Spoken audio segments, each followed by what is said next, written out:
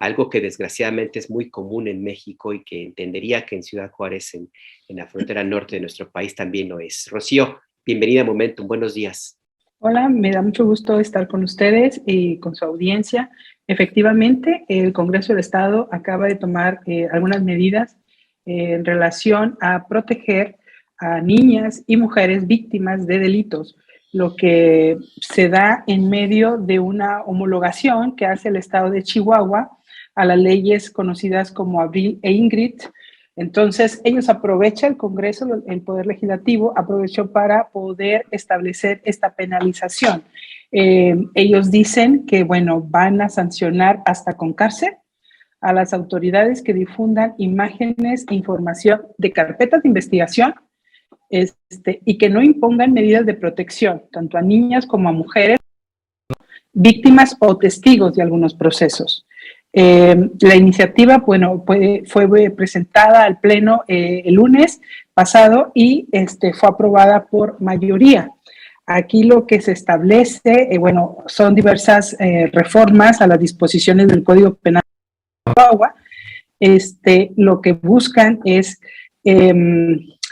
recordemos que el estado de Chihuahua es un estado emblemático en cuanto a la lucha que han tenido las madres de las víctimas y de organizaciones de la sociedad civil que acompañan sus demandas. Esta lucha ha logrado colocar en la agenda no solamente estatal, sino nacional e internacional, pues el tema de la violencia contra las mujeres, la violencia de género, los feminicidios, hasta hacerlos muy visibles, ¿no?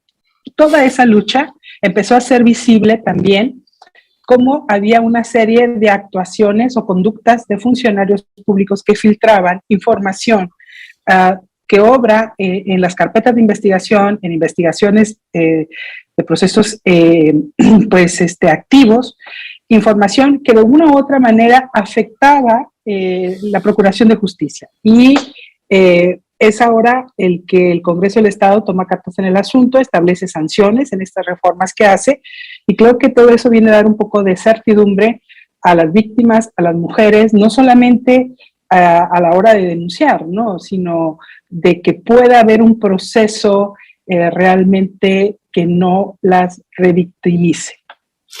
Ahí, Rocío, déjame abordarlo también desde este otro ángulo. Uno es este dato, esta reforma que nos parece a nosotros pues muy importante y que ojalá también pudiera replicarse en todo el país, en todas las entidades federativas.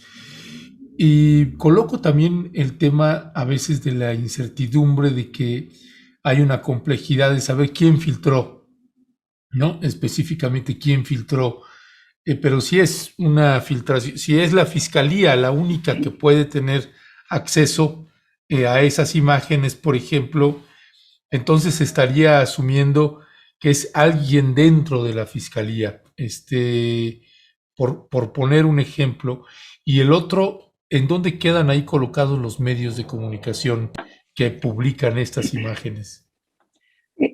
Las reformas que se aprobaron van exclusivamente a la sanción de funcionarios, que son los que tienen acceso a esta información.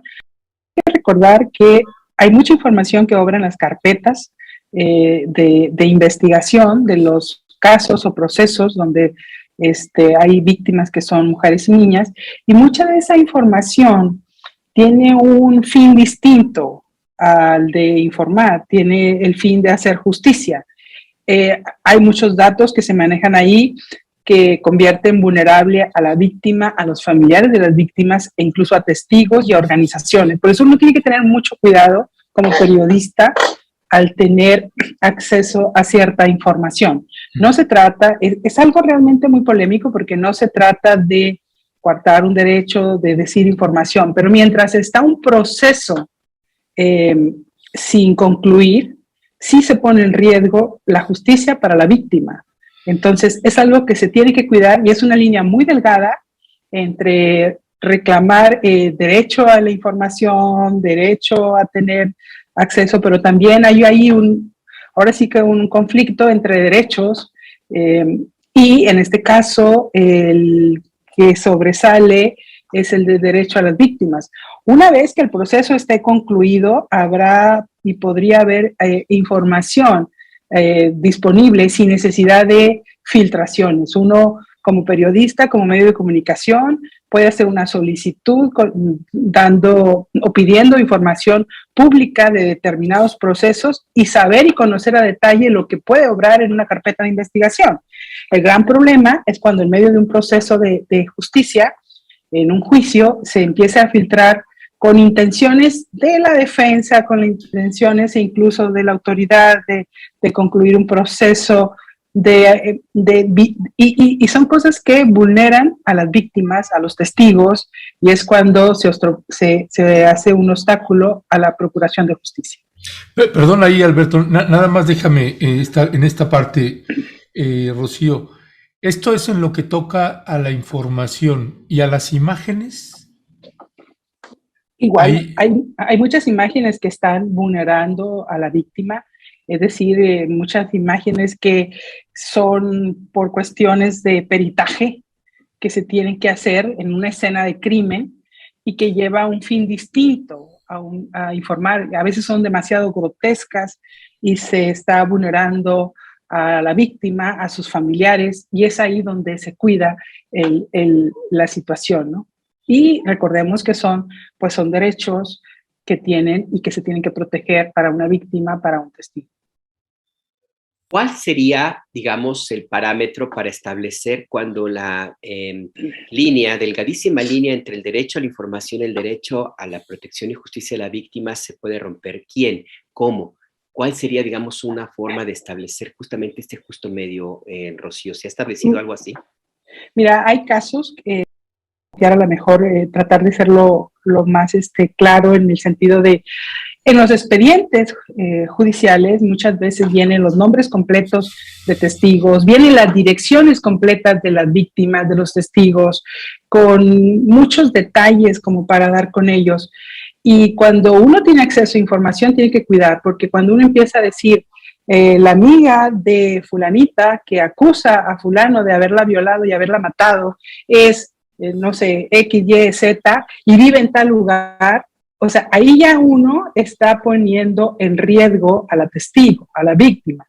Hay una razón de ser esa información en el expediente, pero al tener el medio de información o las autoridades filtrar esos datos, es con la intención de poner al testigo, a la víctima en riesgo. No hay protección, y es lo que buscan con esta reforma al Código Penal del Estado de Chihuahua. Es decir, hay información sensible que obra en los expedientes judiciales de un proceso penal con un fin distinto al de informar, ¿no? Entonces también creo que nosotros como periodistas, como medios, tenemos que respetar la ley. Y hay una serie de disposiciones en las que no podemos poner en riesgo a las víctimas, a testigos, con este tipo de conducta, ¿no? Uno tiene que también ser asertivo sobre el manejo de esa información. Uno puede decir, hay una testigo que está acusando esto, pero no voy a decir el nombre de la testigo, la dirección, con pelos y señales de dónde vive, como obra en un expediente. Y muchas veces así se filtra. Ya, Rocío Gallegos, directora de La Verdad, ahí en Juárez.